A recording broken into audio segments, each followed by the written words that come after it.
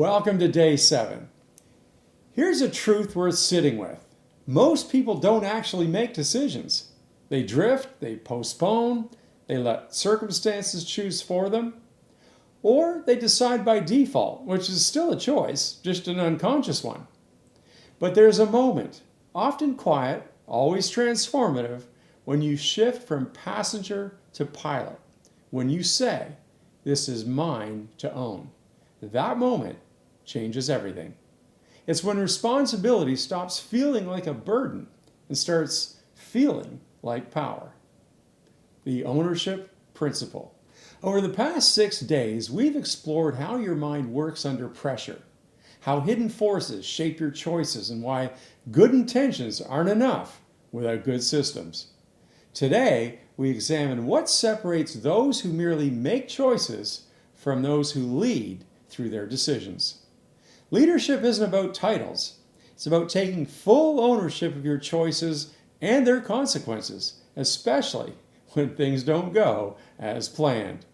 Consider Reed Hastings and a decision that nearly destroyed Netflix.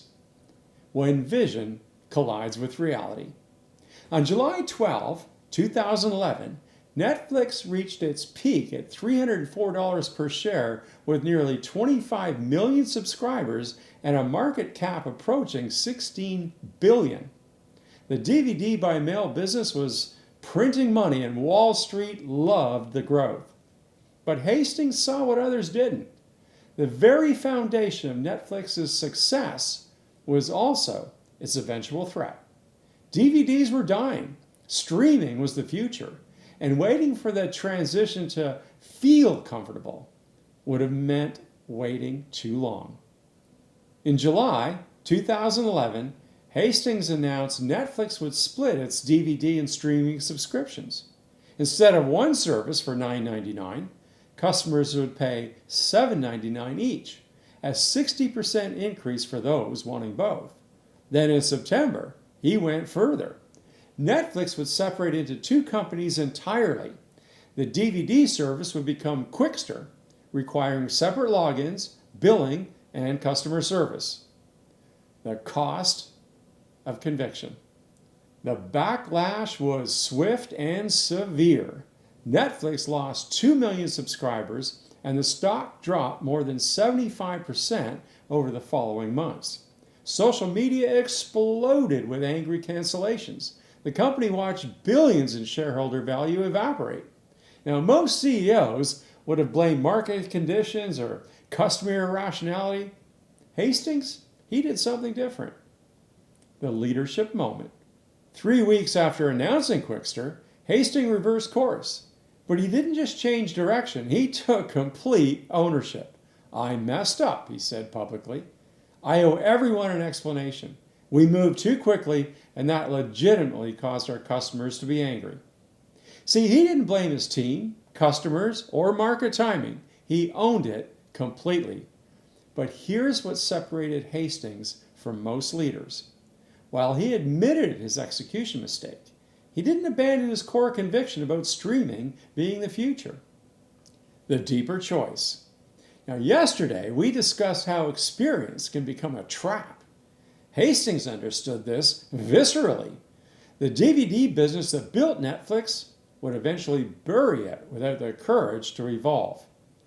The real leadership choice wasn't just admitting the tactical error. It was maintaining strategic conviction while learning from operational mistakes. Hastings continued pushing towards streaming, but with better communication and more thoughtful implementation. This is ownership in practice. Taking responsibility for successes and failures and learning from each, and from continuing to lead from clarity rather than from fear. Why ownership changes everything. When you truly own your decisions, everything shifts. You stop choosing defensively and start asking what's right instead of what's safe. You stop blaming external circumstances and focus on what you can control, which is your response. You build real credibility. People trust leaders who own mistakes more than those who avoid them. You reclaim your power. Every time you blame external factors, you give away your ability to change the situation. Netflix today is worth over $500 billion, and it fundamentally changed how the world consumes entertainment.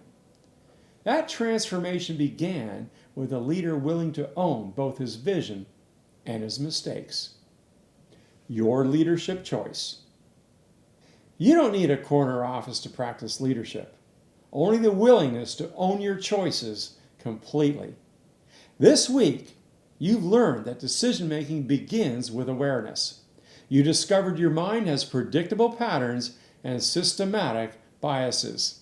You've seen how small improvements compound into significant life changes. Now comes the deeper work, choosing to lead through ownership, especially when outcomes disappoint. The best decision makers aren't those who never make mistakes. They're those who take full responsibility when they do. They learn what they can and keep moving forward with clarity and conviction. This is how you transform from someone who makes choices into someone who leads through choice.